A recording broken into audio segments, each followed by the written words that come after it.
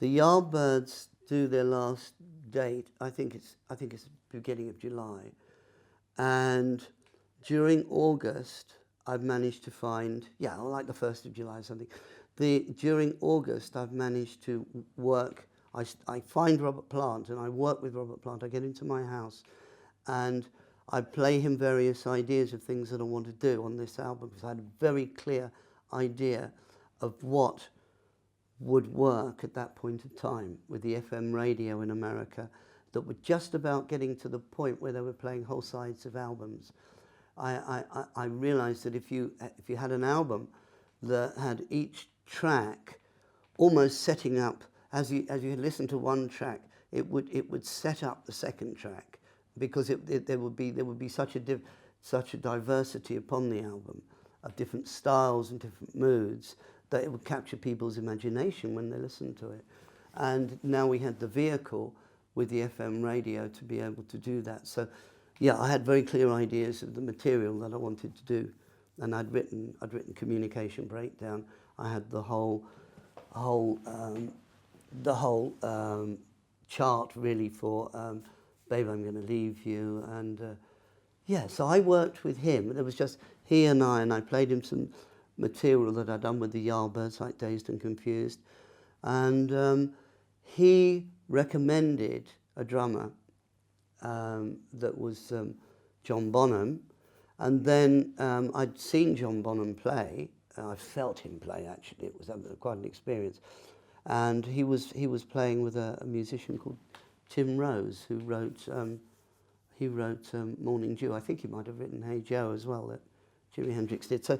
So there were now sort of a possible three, and John Paul Jones heard I was getting a band together and called me out and said, I hear you're putting a band together, would you consider me on bass? And I said, okay, marvellous, because I'd played with him in the studios in various sessions. Robert had a short time when he played with John Bonham, but John Bonham was off and, you know, playing around and starting to make a name for himself outside of Birmingham.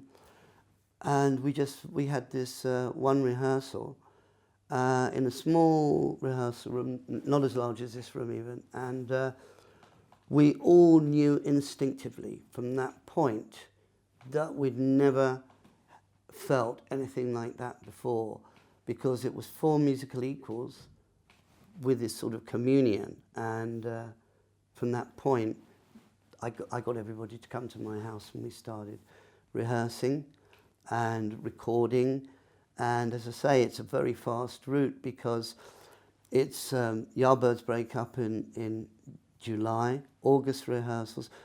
We're actually recording by the end of September, and we've done some dates in Scandinavia, which were a handful of dates, but it was good. I was very keen to be able to play the material live, and we had a set together, of other material as well as our own material, so that we could do that in front of an audience before we went into record, so we could keep the thing really fresh, but any alterations we needed to make, we could do rather than waste lots of time in the studio. And so the first album was done in collectively 30 hours for the time that we went in there and mixed it. So that's pretty extraordinary.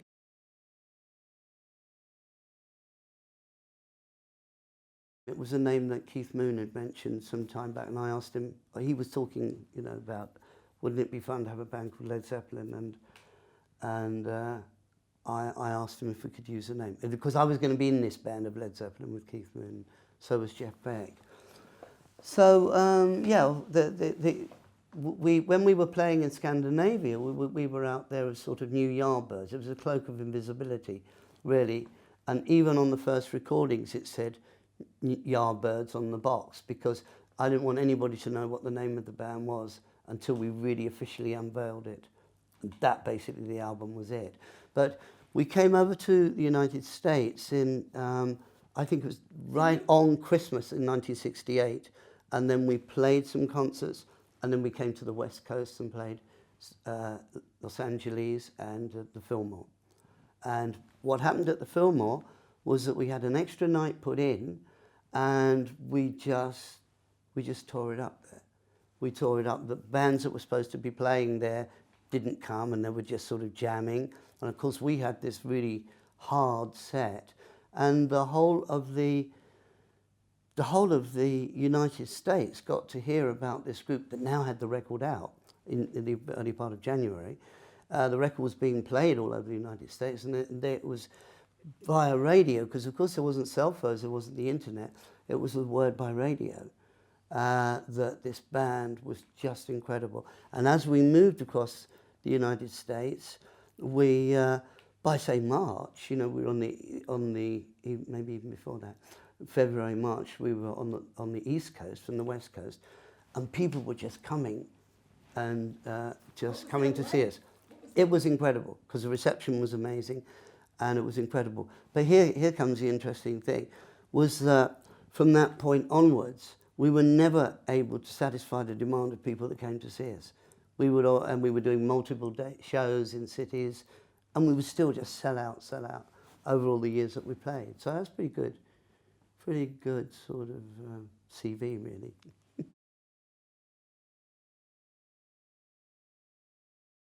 I remember being with the Yardbirds and passing the hotel where Martin Luther King had been, at that time that he'd been assassinated. He'd stayed at the hotel, and the times were such an upheaval, and there was so much with the loss of the Kennedys as well, you know, that suddenly it was just becoming a serial nature, and it was just so distressing for the people of the time that had so much hope, and I must say there were mixed audiences. I can tell you that much. That there were mixed audiences, black and white. You'd see the number of black people coming to the concerts. Once Martin Luther King got shot, that changed.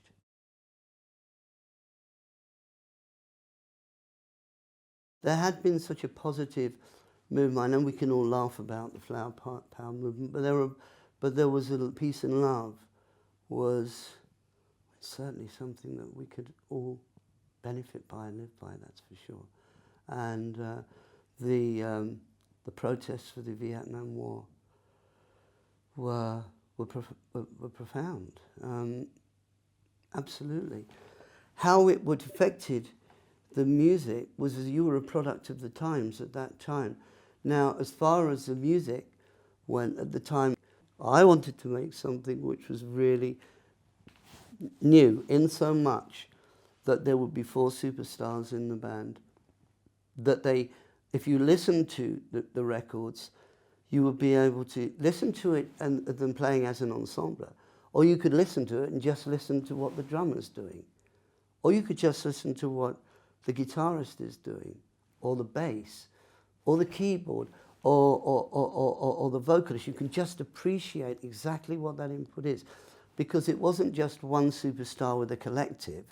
This was exactly what I wanted to do. So the music will actually work at counterpoint. So, and that's exactly what it was. So it was something within the music, something really new, something for people to be able to enjoy and connect with. Because in those days, that's what people had, was their music. They really, it wasn't like things are today. They didn't have so many things to amuse them, but music was what they really followed, and what they really enjoyed. That was their release.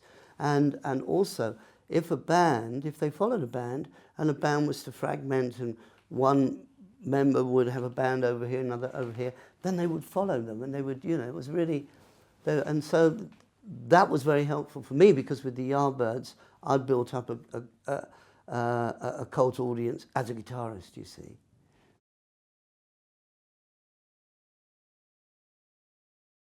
It was interesting because over here it was slow, because we spent a lot of time in America, because once that door, just there was a glimmer of light behind that door opening, we sort of pushed it open and went in, and you were allowed to sort of perform and play there and be in America for up to 6 months and a year. but not beyond. So as we all know, it's a massive continent, and we spent as much time as we could sort of, trying to play in all manner of states.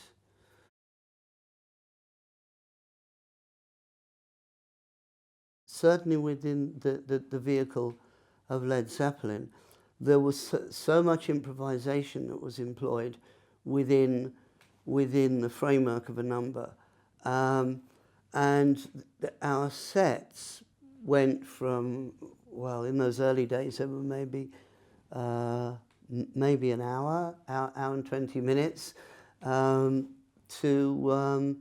3 hours, 3.5 hours, because we were jamming and we were making up music there and then on the spot. And because the thing about the band was that you would have to be listening all the time to what everyone else was doing. So if I was to take a different shift, a different route on the guitar, they'd be with you like that. Or if Robert was going to sort of sing, if you were going into a quiet passage and Robert would start singing something, you'd be straight with him on it, with something that was new and new chord structures, and it was a pretty extraordinary thing. So there were frameworks to numbers, but there were whole areas for improvisation. So prior to going on the stage, you'd have to be very focused so that you could really, especially if we were starting with something like Song Remains the Same, which is a pretty testy song, and yeah, you'd need to be very focused to go on and kick off with something like that. But as I may have mentioned before, you wouldn't know what was going to happen within those 3 hours, because so many things would come up, and you wouldn't necessarily remember everything that had gone on either. So it was pretty good that there were so many bootlegs that I managed to listen to with all these different concerts, because some of them really dramatically different from night to night, to hear just exactly how marvellous we were.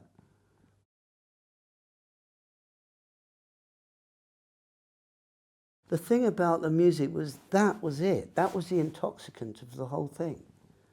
It was something purely for the fact that if you're playing for 2.5 hours, 3 hours, sometimes 3.5 hours, you'd build up so much adrenaline from that when you come off stage, you couldn't possibly just go home and sort of go to bed. So you would go out and you go to sort of maybe clubs or whatever, just to sort of start stabilizing again. So really the intoxicant was the music. There's no denying that.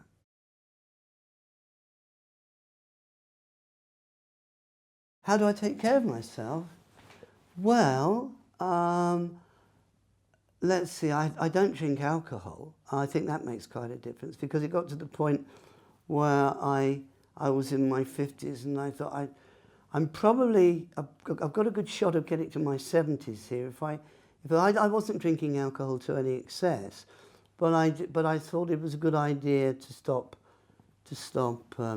drinking, and so that's a good number of years ago now. And I used to smoke cigarettes, and I stopped smoking cigarettes, and so that was a bit of a sort of maintenance plan for the future. Yeah, I think what it was is in the early, when you're a teenager. Well, actually, people drink in a totally different way now. They certainly do over here, anyway. Unfortunately, to what we used to drink like when we were teenagers and in our 20s, but hangovers were sort of non-existent in your teens because you really didn't drink very much, and then maybe when you were in your 30s you'd get a hangover which would go into the following morning, and as the decades go by you'd be aware that if you'd had a sort of night of drinking it might even go into a second day, and I thought I didn't enjoy that. I didn't like the idea of either having a drink or having a hangover and effects of it, and I just gave up on that idea. Led Zeppelin didn't play many concerts after 1980, but one of the concerts that we played was actually 10 years ago this December in 2007 at the O2. And that was with the son of John Bonham playing the drums, and John Paul Jones, myself and Robert Plant.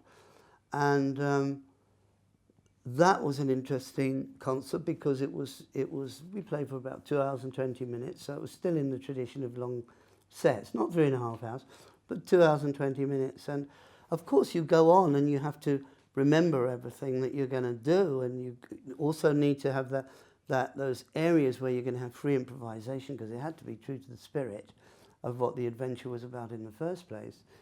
But no, I played that totally sober, just as an example.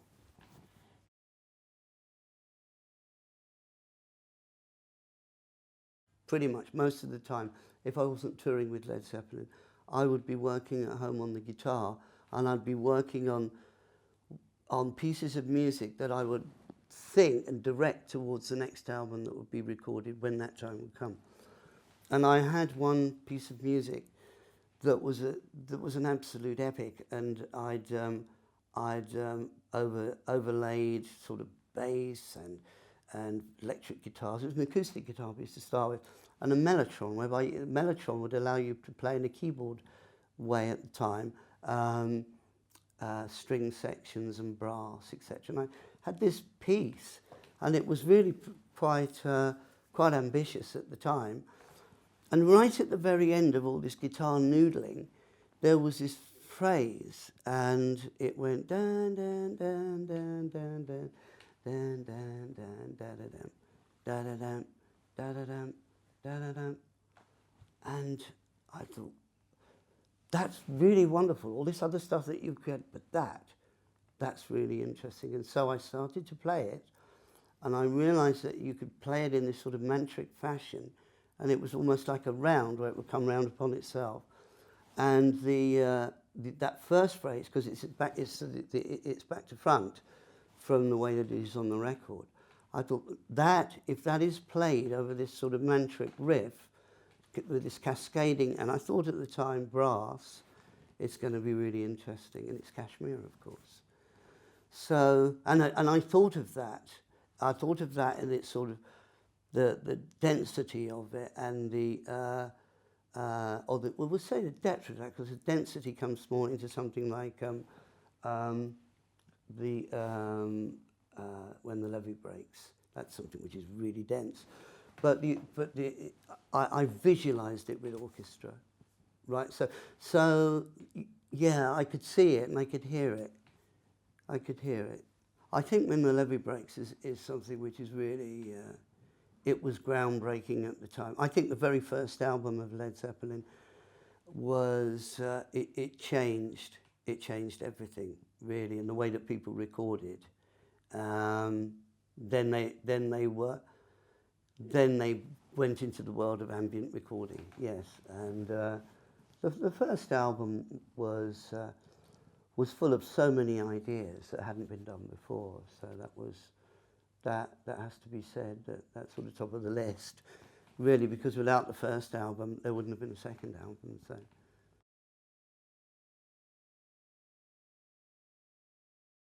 When I formed Led Zeppelin, I formed it with the idea and the ethos that it was going to change music. That's what I wanted to do, and it clearly did. It clearly did, and it brought to the forefront these master craftsmen that were involved in that band. The interesting part of it all is that here I am, and here I am now. I was 24 when I formed that band. I'm 73 now, and the lifetime achievement of it is the fact that even from the time that first album came out, even though I'd been a studio musician and played on countless records and albums, the amount of people that I've met throughout my life, since from the age of 24, that said that Led Zeppelin music has meant so much to their lives. And that's a wonderful thing, a remarkable thing, to know that you've made a difference in people's lives. But not only that, in parallel with that, is the young musicians who who have been impressed by the production techniques, by the guitar playing and the various styles of guitar playing, by the songwriting, and they've been inspired to be musicians themselves. And that's a wonderful legacy to have, to know that you've been able to do something which has made a change, something which was your hobby, something which was your passion, something which you believed in all the way through, and you wouldn't deviate from it. But the thing that you believed that you had to do was keep making an improvement on your own personal performance and what you could do, and expanding the whole horizons of everything. And that's very difficult to actually convey it, because I think music is something that you actually experience. You feel it on an emotional level as much as an intellectual level, but in a way it needs to be. It's good to actually hear the music to be able to give examples. But I know instinctively that the various construction that was used in the music of Led Zeppelin, these sort of like, for example, a song like "Babe, I'm Gonna Leave You," "Ramble On," has got like the acoustic guitar, and then it comes into a full ensemble, a chorus, which people would refer to that as a power chorus. Well, I know all bands in the 1980s were using that technique. I think just the whole approach to it, the whole taste that was employed, I think had a lot of appreciation.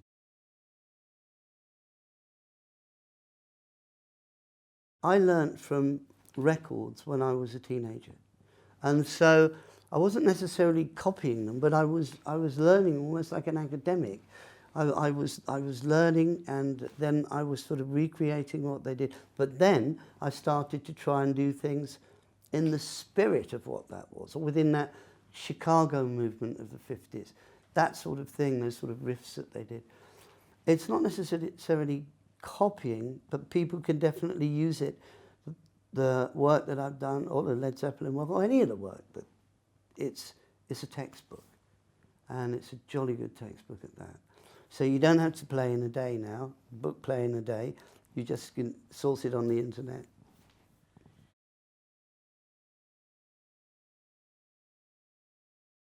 I guess we have to go back to when I was about 12 years old, and my parents had moved house when I was about 8, and there was a guitar that was left behind at the house, and it was a campfire guitar, you know, the sort of cowboy one with the sort of hole, and it couldn't be called a flamenco guitar. It had steel strings on it, which is pretty interesting, because normally if you found one of those guitars around, it might have the nylon strings, but it's just steel strings, and it fortunately didn't get thrown away. So it had been there for quite a while at the house, and during that sort of time in the 50s, there had been the explosion of rock and roll with Elvis Presley, and all this wonderful music that was coming from America, with the rockabilly and the Little Richard sort of music, Jerry Lee Lewis, all this sort of wave of music. But over here in England, there was also something called skiffle, and skiffle was something that you would actually see on the television performed by a man called Lonnie Donegan. And Lonnie Donegan was quite an inspiration. I realise now, looking back, for all guitarists of that point of time, and he would be singing sort of songs, old folk songs by a lot of American music, lead belly songs, and he'd be playing on the acoustic guitar and doing remarkable performances that sort of captured everybody's imagination. So there was all this wonderful music coming from America, but on our television screens there was this man playing an acoustic guitar, like the campfire guitar that had been left behind at my house. And I managed to find somebody at school. There was only one person who played the guitar, and he was actually one day on the school field playing these Lonnie Donegan songs, And I had a chat with him afterwards, and I said, well, I've got one of those at home. And he said, bring it along to school, and I'll tune it up for you and show you a couple of chords. So the playing guitar point came from that sort of, there's the intervention of the guitar, and it's a sort of Excalibur, isn't it? It's just basically, but also the fact that this guy shows me some chords, and I start playing, because I don't stop playing from that point. Even though I can only play one chord and a second chord, I'm just playing all the time until I learn some more chords, and it just sort of keeps going on. It got to the point where I was going to do a trade-up. I needed to get a guitar that was a little more user-friendly, let's put it that way. And my father had said, he said, well, I can see you're coming on well with this. He said, I don't understand it. I don't understand what you're doing, but I'm not going to get in the way of it. And he actually helped me get the first guitar on from the campfire guitar. And he said, providing you keep up with your academic studies, then that's fine.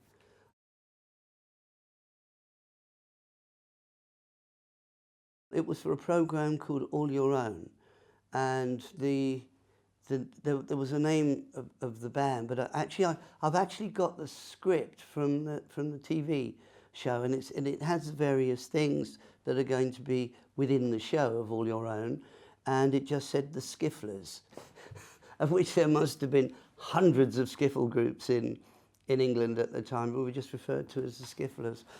Yeah, I was very, very nervous. Yeah, I can see how nervous I am when I see that clip, because it was a big deal, and you're going to be on television, which meant that people at your school friends would say, look, that's the boy who's at school. He's always playing the guitar if he can get away with it, in lunch break, etc.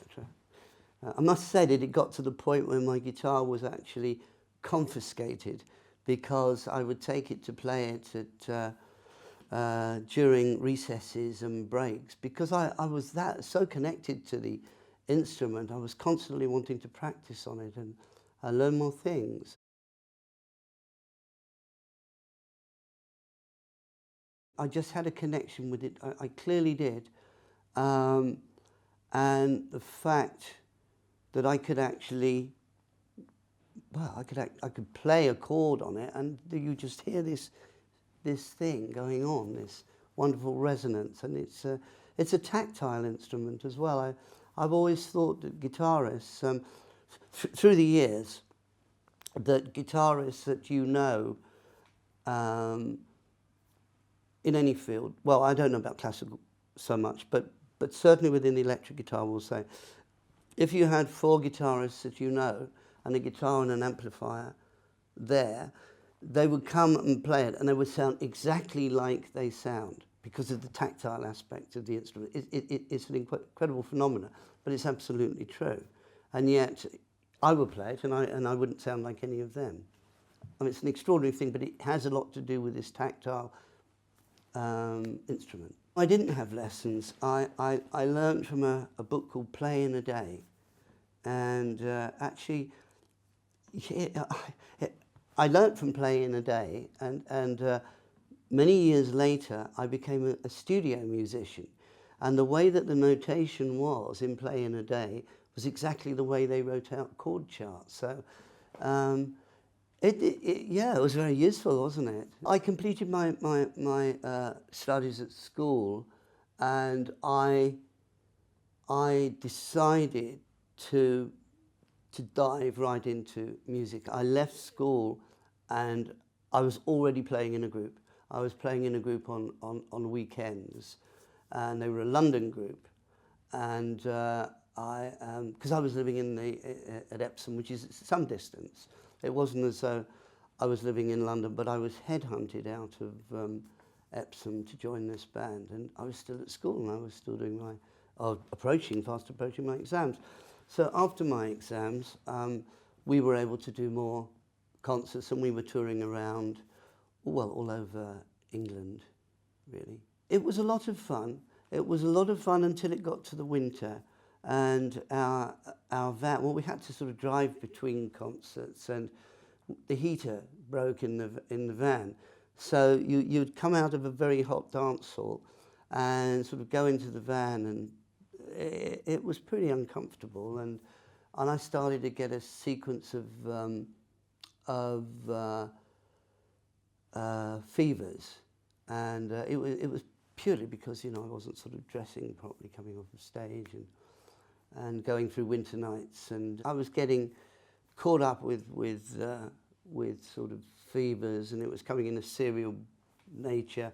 I don't think it was fair on the rest of the band. And one of the things that was quite interesting at that point was that the music that we were playing was in advance of what the popular taste was, and it was to catch up some sort of 18 months, 2 years later, which is quite a long time really, in the way that music was moving really, really fast, and the way that fashion, musical fashion was changing and being explored and was opening up. We were playing in sort of town halls and dance halls and corn exchanges as well, all manner of venues. And the public that would come along to dance. Some would come to really listen intently to the music, but you were expected to play top 20 hits. I think this reflects in the Beatles' first album, because you can hear that they're doing covers in the first album. That's clearly the sort of things that they were doing in live shows. We were doing the Chess catalogue from Chicago, so we were doing Chuck Berry songs, and yeah, it was in advance of the musical taste of what was going on, and so. I'd begun to play harmonica as well as guitar. I was always playing acoustic guitar as well as electric, though. So I became quite a sort of all-round musician. I really paid a lot of attention to the blues. Well, you had to if you're going to play harmonica.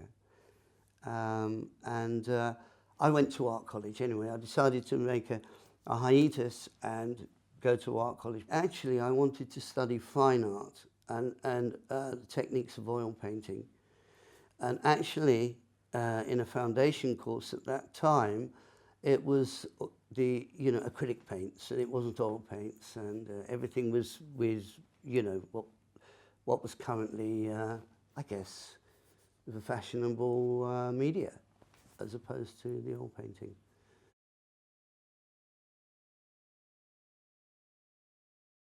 I was at art college. I didn't stop playing. I didn't stop playing the guitar, electric guitar. And there was a club in London called the Marquee Club. It was a very famous club. It was an R&B club, rhythm and blues. And I used to go along to on a Thursday night, every Thursday night regularly, to see the various artists who were there. And I met somebody who'd been in a previous band, and he was a piano player and singer. And he said, we could play the interval band here if you want. And I said, fine. I mean, I'd never met him to this point. And I said, okay, let's do that. So every Thursday night, I was playing in the interval band.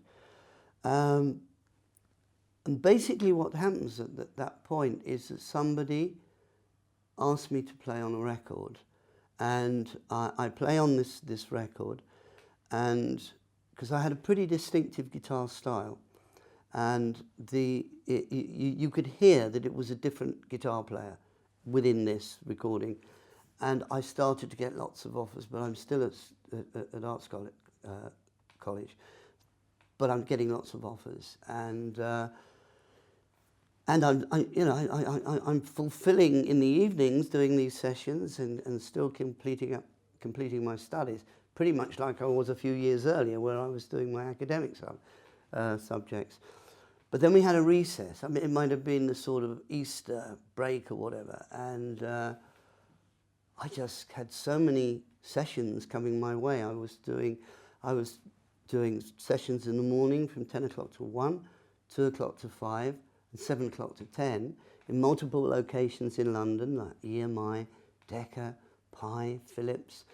And when it was time to go back to art college, I thought, I can't really do this. I'm not being honest now. Somebody else could use my place there. And I'm having so much fun doing these recording sessions because they were basically, I was sitting in with groups where they in those days what they would do, they would replace the drummer because the drums would take quite a while to get a balance in a recording studio. So they bring in a session drummer where they knew immediately what his sound was going to be. And I would be augmenting the groups or sometimes replacing the guitarist. And they would just ask me on certain circumstances just to play whatever you want to play.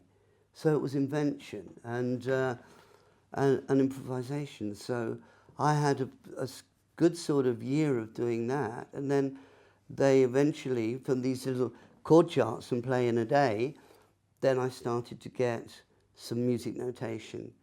And basically it was a hint. You're really in this world, and you're accepted, and we love you here and the part that you can play, because I could play so many different styles of music, see, and I was also being employed in that way. So folk music and pop music, rock and roll music, blues music. So I would play what was there, or it was pretty obvious what you had to do. But once you had the musical notation, then I had to learn to read music very, very quickly. And curiously enough, I met somebody last night, Dr. Luke, who's a producer, yeah, and he was saying exactly the same thing happened to him, that he was doing sessions and then he had to, but that was in America. But and I would assume that he was more of a specialist player, but I was a complete all-rounder, you see. So then it was really working well. Somebody who I met when I was 12 years old, and I had a homemade bass and he had a homemade guitar. He was brought to my house by his sister, who was in art college in Epsom, was Jeff Beck. And I'd known Jeff Beck, and I put Jeff Beck in for the role of the Yardbirds, and we were very, very good friends, and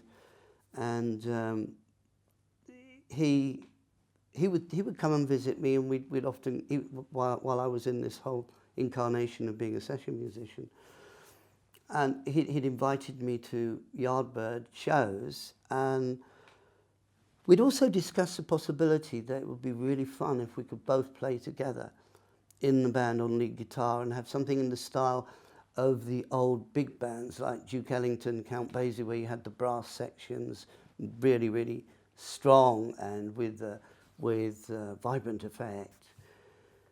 And one night we went to Oxford, I think it was the Oxford Union dance, so it was a May ball or something like that. And that night there was a row with the band, and the bass player left the band.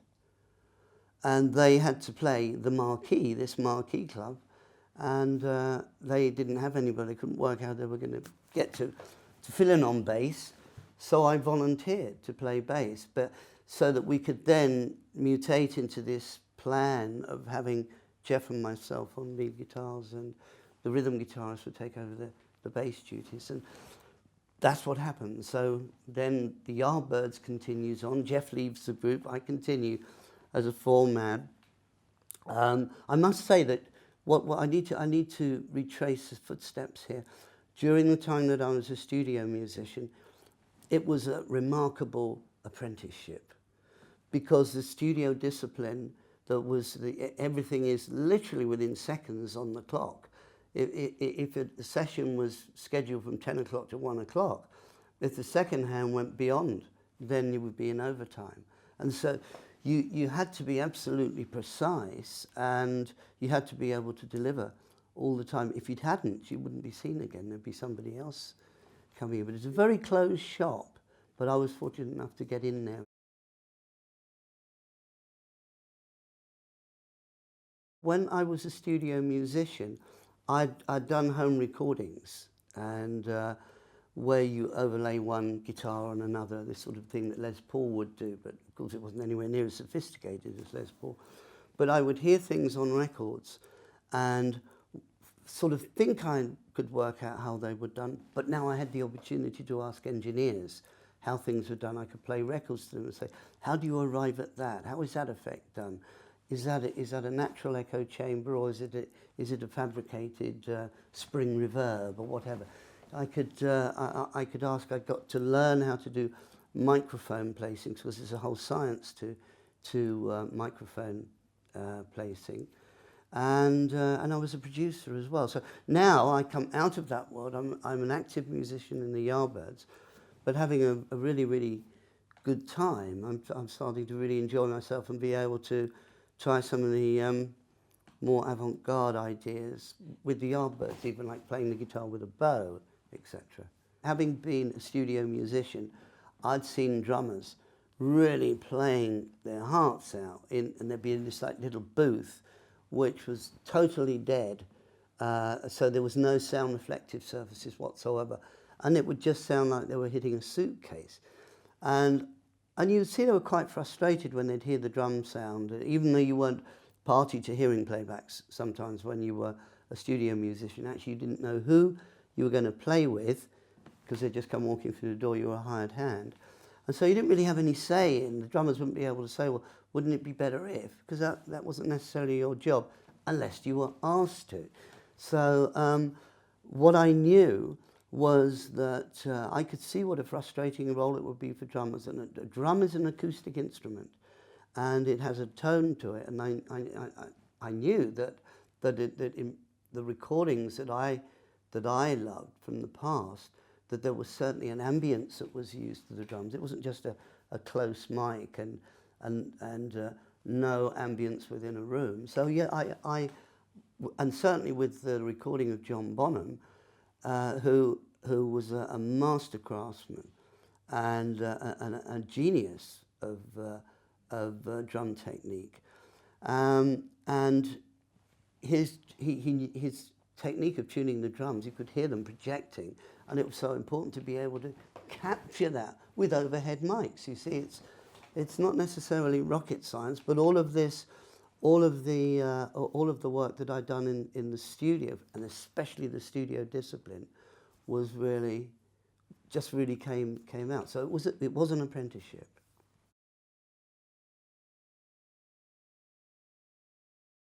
This is an interesting story, because the string sections really didn't like I mean, they'd spent years mastering their bowing techniques, and there were these sort of people like drummers and bass players and guitarists, and I think they thought they just made a bit of a noise rather than music as they saw music. And one of the violinists came to me one day and he said, have you ever considered playing, they just didn't talk to the other, it was a sort of them and us. Have you ever considered playing the guitar with a bow? And I said, well, I don't think it'll work, will it? Because the strings are uniform, but whereas a violin is arched or a cello is arched. And he said, well, here's my bow. Would you like to try? And I said, absolutely. So I tried it, and I could see there was massive potential. And I went, after that, I went and bought my own bow. But this fellow was the father of an actor of David McCallum, Man from U.N.C.L.E. That's it. So he was the father of the Man from U.N.C.L.E. He was a very cool gentleman.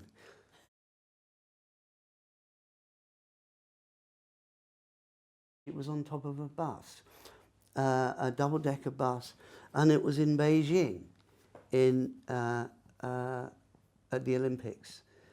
And it was the closing ceremony of the Olympics in 2008, and they were passing over the baton, so to speak, to London, and I was there on behalf of London, and there was myself and a wonderful singer called Leona Lewis, and we performed Whole Lot of Love, and a full version of Whole Lot of Love as well, It was pretty amazing to play in the stadium there, which we know as the Bird's Nest. It was immense. It was a huge stadium, and I know it was being televised all over the world. and I knew there was just one guitarist there, and there was a heavy weight on his shoulders not to mess up, and not to mess it up for Leona or anything else, and it was marvellous, absolutely marvellous. And so, you know, as far as doing things in your comfort zone and not in your comfort zone, that was challenging. Oh, and the other thing was that you had to be elevated up into the air, and that was interesting because I had a fear of heights before doing that, but I had to take that on, and had a technique that I was shown whereby you can conquer that. So I thought that was rather interesting. Somebody took me to the Royal Garden Hotel, and we were standing on the ledge. It was like it was somebody who was a sort of hypnotist who was showing me some techniques, and well, it worked.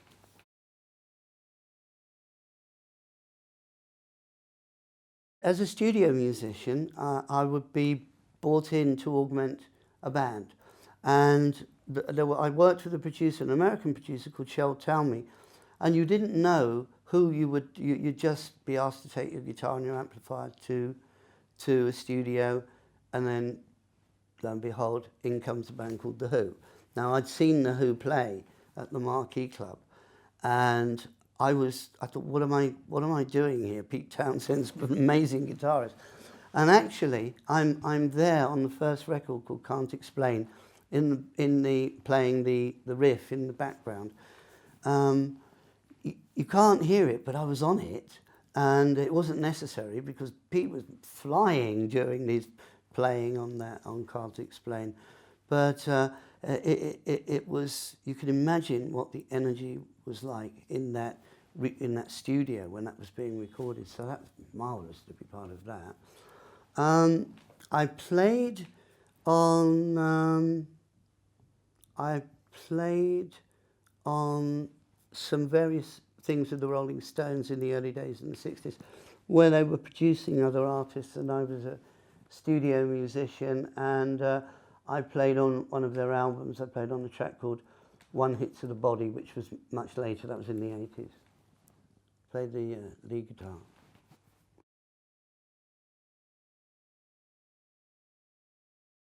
I'm very, very grateful. I'm just a very fortunate man to have been blessed with a gift that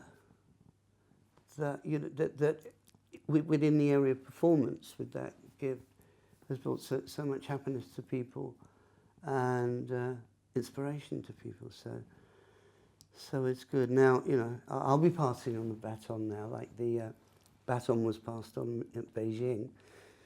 So that'll be like a sort of musical Olympics, won't it?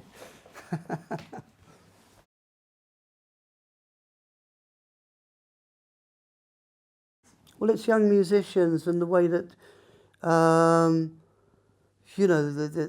the whole generation and the phenomena of musicians or producers who aren't actually musicians, but they can process music and construct music with computers is pretty extraordinary and amazing stuff. And it still comes down to the theme of the idea in the first place, and the imagination and imagining this and working towards it and being able to manifest it.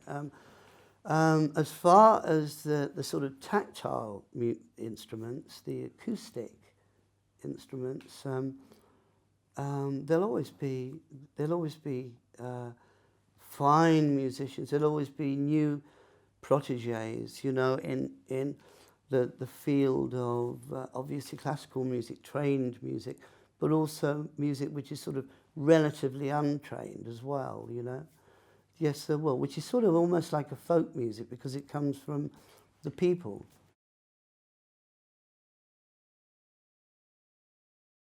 There'll be Led Zeppelin product coming out for sure that people haven't heard, because I'm working on that, and next year will be the 50th year, so there's all manner of surprises coming out, and then I hope to be seen to be playing, so I better get on with it.